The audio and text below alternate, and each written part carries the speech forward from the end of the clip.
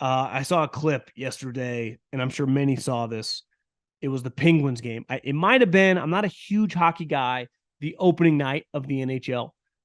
Could have been the last preseason game. Sorry, hockey guy, not super locked in. But they were chanting Fire Canada.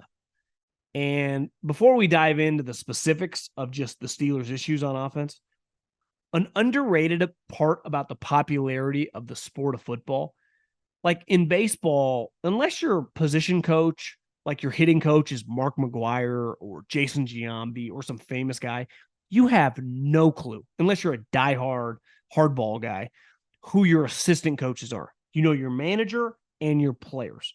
And maybe if an assistant coach has been there a long time, you get to know them.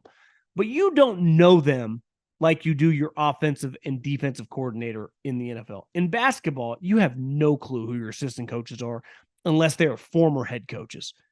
And I think one thing that has really separated the NFL is head coaches in sports my entire life have always been big parts of the reality television show that is just baseball, basketball, or football, right? The manager, the coaches in baseball, or excuse me, basketball in the NFL. But one thing that has really exploded in the NFL, and maybe it's always been like this, but it feels like more now than ever, and especially the last 4 or 5 years, they're more famous, are the coordinators. So it's one thing to yell at your head coach for the decisions he's making. It's another thing to know the intimate details of your coordinators, their background, and why they suck. And Matt Canada is not alone. There are multiple Matt Canadas in the NFL and in college football that fan base can't stand. Can you imagine at any other, at like a hockey arena throughout the country, anyone chanting fire the pitching coach for the Yankees? Like that would never happen. But in football, the coordinators are so powerful and they become so famous. And they become, when you're the coordinator of the offense and your head coach is Mike Tomlin, you're not really blaming Mike Tomlin. He has nothing to do with the offense. And here's the other thing I would say. A lot of people in the media, in a weird way, don't like fans. You know, they view themselves as above the fans. And I have always hated that. Like, and one thing we try to do on this show is represent the fan, just represent the normal guy. I haven't sat in a media room in a long, long time because I think fans, especially of places that are successful, like a Steeler fan, when they're yelling at, and listen, I'm not saying that some fans can't have crazy talk. I mean, I saw with the 49ers, people wanted Trey Lance to start and Brock Purdy to get benched in August of this year. So people can say crazy things, but that's part of being fan, right? Short for fanatic. But for the most part, I think universal fan bases understand what it's supposed to look like. Like if you're a Packer fan right now and you're 50 years old, like you know what good football looks like. You know what good quarterback play looks like. You know what good offense looks like. Actually, I got a pretty good idea, even though your defense hasn't been great for a while, what good defensive football is. So if you're pissed at your team, like you kind of have a right. Like you kind of get it. Like if you're a Bama fan, you go, God, something looks off. You kind of know what you're looking at. And one thing, if you're a Steeler fan and you're my age, it's like, well, I lived through Todd Haley, who, listen, we can nitpick him all we want, but his offenses were pretty explosive. And before that, we had Bruce Arians. Last I checked, the owners got mad that he didn't run the ball enough, but we were fucking pretty explosive. So what Matt Canada's doing ain't working. Pretty generic. And ultimately, we can nitpick the play calls all you want. This is a production-based business. It's very black and white. You either score points or you don't. You either win or you lose. And when you're the offensive coordinator, your offense is explosive and it's putting touchdowns on the board or it's not. And if you watch the Steelers, it simply is not doing that. Now, I will defend them and part of it is if the owner or the head coach is mandating that you play a certain player, then that's not on you. And only people inside the building know, right? So if they're mandating that you play Najee Harris, that's not on Matt Canada. I'm not saying they are, but I wouldn't play that guy because if it is, you have the power and the juice to play who you want to play. Stop playing that guy. He's not good enough, especially given your situation. Who is? Pickens. Get him the ball. Now you get Deontay Johnson back off injury. We'll see if he comes back this week, within the next couple of weeks. Like you have really explosive playmakers. Now your quarterback is limited, but I'm saying the same thing about Jordan Love the other night. Get him on the move. Stop asking him to play like Peyton Manning. Stop asking him to play like Tom Brady. He is very athletic. Get him on the move. Make turn the field into half and give him 2 reads, and if not, run and get out of bounds or slide, right? So you can simplify stuff and actually improve.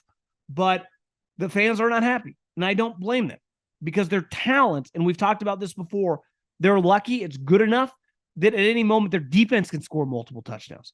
That ain't normal. That's kind of what's happening in Dallas when they've been blowing people out. It's like their defense and special team are scoring points.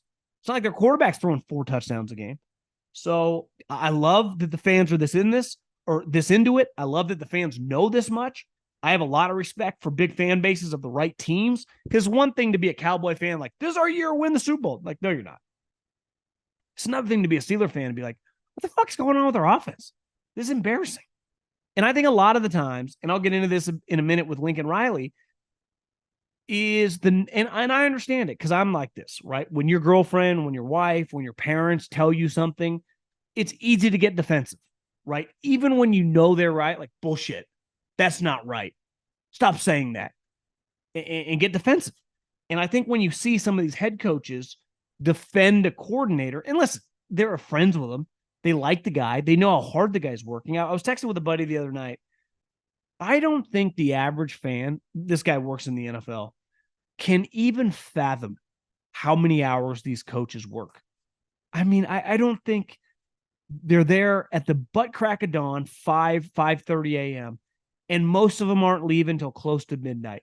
Monday, Tuesday, Wednesday, and some hit or miss Thursday. But that is 3 straight weeks, and that includes traveling on the weekends, obviously play on Sunday.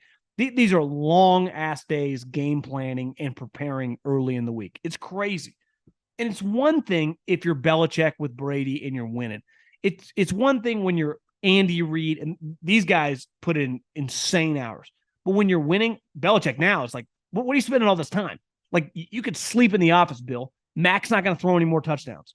Andy does it because he's winning. Like, it's all he knows, but he goes, it's worth it. Like, it's equating to Super Bowl bursts, AFC championships, Super Bowl rings. That's what Bill would always say. Well, shit, we're going to Super Bowl every other year, and we're winning 75% of them.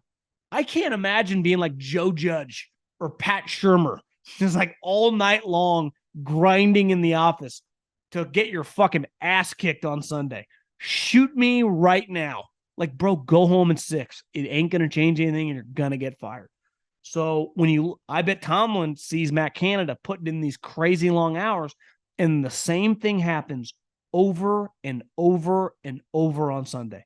It would drive me nuts. It's one thing, like, I bet Sean Payton's putting in crazy hours, but I think he'd justify it like, it's my first year, I'm setting the tone, even though it ain't equating to anything, but that's just the way these guys are wired. My ultimate point is, I don't care what industry you work in, football coaches, I'm not saying it's right. I'm not saying a lot of it even makes sense, but the hours they work, it's why you hear so many players go, I would never be a coach.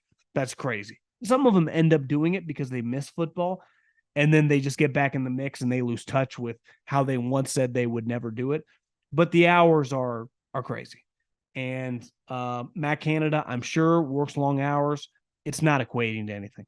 And the only time that they really score is when TJ Watt, Highsmith, or Minkah Fitzpatrick makes a play, or Kenny Pickett just throws a bomb to George Pickens. So I think the Steelers have major issues.